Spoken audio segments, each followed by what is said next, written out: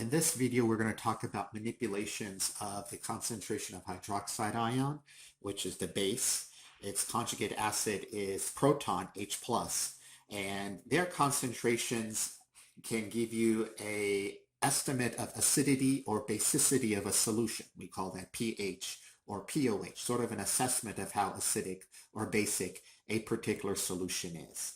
So here we have in problem 1515 HCl, whose concentration in moles per liter is 1.4 times 10 to the minus 3. Automatically, when you think of HCl, you should think of our 6 strong acids.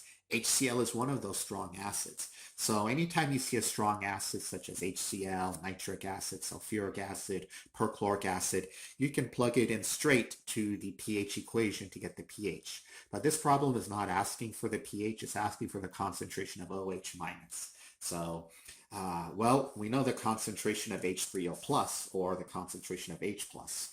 Because it's a strong acid, we're going to assume 100% complete and total ionization. So the concentration of H plus here is nothing more than 1.4 times 10 to the minus 3 moles per liter. Okay, say that because HCl is a strong acid, and for our 6 strong acids, we can assume close to 100% ionization to protons. So now to get our concentration of OH, we have to realize that at 25 degrees C, the concentration of H plus times OH minus is going to equal to Kw. So Kw is 1.00 times 10 to the minus 14. H plus is 1.4 times 10 to the minus 3. That's coming from our strong acid. And don't forget the units here, we have to put the units in. The units are molar. That bracket means the units are going to be molar, moles per liter.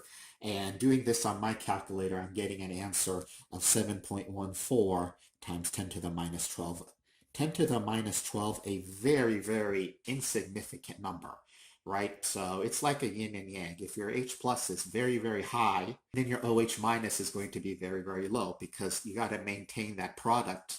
This is called the water ionization product of Kw, 1.00 times 10 to the minus 14. So this is the relationship that happens between a conjugate acid and a conjugate base. If you add those two reactions together, you actually get the autoionization of water, whose equilibrium is Kw. The same thing here for problem 1516.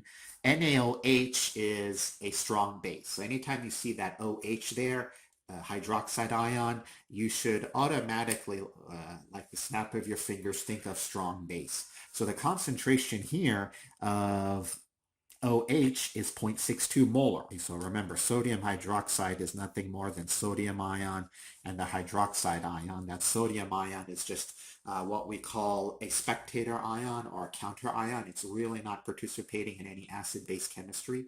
It's just a counter ion. It's just there, soluble in water.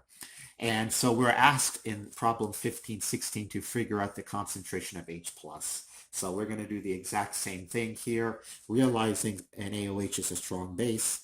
H plus times OH minus is going to equal to Kw. And at Kw, that constant at 25 degrees. Remember, all of these equilibrium constants happen at a specific temperature, so we'll just assume it's at 25 degrees. So the H plus concentration here is going to be 1.00 times 10 to the minus 14 divided by 0.62. We would expect our H plus concentration to be very, very small. And doing this on my calculator, I'm getting 10 to the minus 14, something that's very, very small. 10 to the minus 14 big M. So the key take-home points of these two problems, 15 and 16, is that strong acid automatically goes to H plus. You automatically plug it into your pH equation. Strong base automatically goes into OH minus, and you can automatically plug that into your OH equation. Strong acid, strong base, basically you do not need an ice table. Now continuing on sort of in this thread, problem 17, now we're asked to find the pH. So unlike 15 and 16, we sort of have to go backwards. Problem 17, we can just plug it straight in to our power equation. Remember, pH is the power of H plus. POH is the power of OH minus. So minus log of 0.00 0.0010 gives us an answer of 3 for part A. Very important you realize pH has no units. POH has no units. It's just a scale. It's just a scale that has no units. So minus log of this, you can plug it straight in. Here we're going to calculate POH. So the answer to this is 3, plugging that into my calculator. And for part B, we're not going to find pH directly. We're going to have to find POH. So for problem 15-17, also realize that the potassium ion K plus is not involved in this. The only thing that's involved in your pH or POH is the OH minus. K plus is the counter ion. So POH is minus the log of OH concentration. And it's a strong base, a direct source of OH ions, hydroxide ions, so minus log of 0.76. We don't put units inside the log, generally speaking, and pH and POH have no units. So the POH here is 0.12, and to get our POH, remember our relationship, pH plus POH is 14, so 14 minus this will give us the correct answer of pH, which is going to be about 12.80. So the pH of a solution of 0.76 moles per liter, molar KOH is 12.80. Very, very high pH, very, very low hydrogen ion concentration. Very, very low POH, very, very high hydroxide ion concentration. 15-19, we're kind of going backwards. So we have pH values, concentration of hydrogen ions is what we are asked to find. So here, part A, remember our equation for pH. pH is minus the log of the hydrogen ion concentration. So just as an example, part A, our pH is 2.42, so let's plug that in here. And we're going to do the anti-log. So on our calculator, we're going to do the inverse log of that. Our calculator, everyone's calculators are a little bit different, I realize that. So we're going to do inverse log, so the second log, and it's minus, don't forget the minus 2.42. And we're doing that on the calculator. It's about 0.00. Now you want to put the units here, 0.00380, big M for molarity. And that is our concentration. That corresponds to this pH of 2.42. So basically you're going to do 10 to the power of minus pH.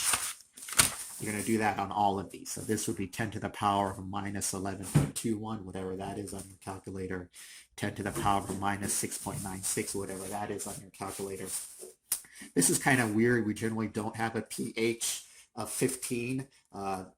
Theoretically, pH scale goes from 0 to 14, so this breaks the scale, so to speak, relatively speaking. But 10 to the power of minus 15 will give you the concentration of H plus there, and it's going to be very, very small. Yeah, 1 times 10 to the minus 15. So a pH of 15 corresponds to a concentration of 1 times 10 to the minus 15. That's insignificant, right? So 1 times 10 to the minus 15, big M as your concentration, moles per liter, that's tantamount to 0.